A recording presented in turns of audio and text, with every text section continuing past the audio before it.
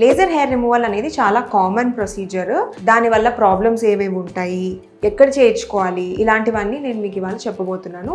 Laser hair removal అనేది మనకు చాలా సింపుల్ అనిపించవచ్చు, కానీ దీనివల్ల చాలా సైడ్ ఎఫెక్ట్స్ ఉండొచ్చు అండ్ చాలా పేషెంట్స్ లాస్ అవ్వచ్చు కూడా.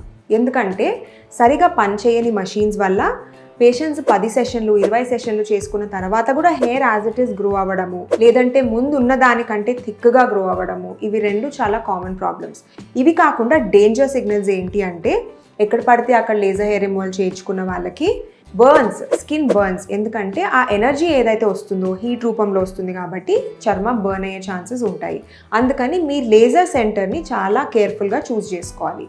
దీంట్లో మనం చూడాల్సింది 2 ఇంపార్టెంట్ థింగ్స్. లేజర్ సెంటర్లో డాక్టర్ ఉన్నారా లేదా, స్పెసిఫికలీ డర్మటాలజిస్ట్.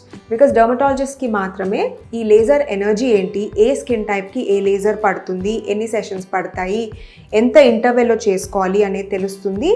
వాళ్ళకి ఆ ఎక్స్పీరియన్స్ ఉంటుంది. ప్లస్ సపోజ్ ఏదైనా ర్యాషెస్ వచ్చిన సైడ్ ఎఫెక్ట్స్, అంటే ఇప్పుడు మనము లేజర్ చేస్తున్నప్పుడు కామన్ సైడ్ ఎఫెక్ట్ ఏంటి అంటే థిక్గా ఉంటే హెయిర్ ఫాలిక్యులైటిస్ వస్తుంది, అంటే చిన్న చెమట పొక్కుల్లాగా రావడం, ఇవన్నీ కామన్గా జరుగుతాయి అన్నమాట. మరి ఇలాంటివి వచ్చినప్పుడు డర్మటాలజిస్ట్ మాత్రమే దీన్ని ట్రీట్ చేయగలుగుతారు.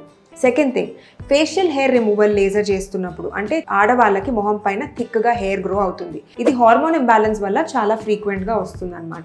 ఇది అన్ని ఏజ్ గ్రూప్స్లో స్టార్టింగ్ ఫ్రమ్ 13 to 14 years మేము చూస్తున్నాం పేషెంట్స్లో, ఇంక్లూడింగ్ విమెన్ 50-60 year old లేడీస్కి కూడా ఈ ఫేషియల్ హెయిర్ థిక్గా రావడం అనేది జరుగుతుంది. సో ఇది ఎందుకు జరుగుతుంది అంటే హార్మోనల్ ఇంబ్యాలెన్స్ మూలంగా. దీన్ని మనం హర్సుటిజం అని పిలుస్తాం. ఇది మెడికల్ కండిషన్. సో ఇలా హర్సుటిజం ఉన్నప్పుడు మనం ర్యాండమ్ క్లినిక్స్కి వెళ్ళి, డాక్టర్స్ లేని దగ్గర సెంటర్స్కి వెళ్ళి తక్కువ క్వాలిటీ లేజర్స్తో చేయించుకుంటే ఫ్రీక్వెంట్గా స్కిన్ బర్న్స్ అవుతాయి. ఎందుకంటే ఈ పెరియోరల్ ఏరియాలో అంతా హైపర్ పిగ్మెంటేషన్ కూడా ఉంటుంది ఈ హార్మోనల్ ఇంబ్యాలెన్స్ ఉన్నప్పుడు. సో ఆ ఏరియాలో చీప్ లేజర్స్ చేయించుకున్నప్పుడు మనకి బర్న్స్ అనేవి జరుగుతాయి. ఇది పర్మనెంట్ స్కార్కి కూడా దారితీస్తుంది. అందుకనేసి మన సెంటర్ చూసింగ్ అనేది చాలా ఇంపార్టెంట్.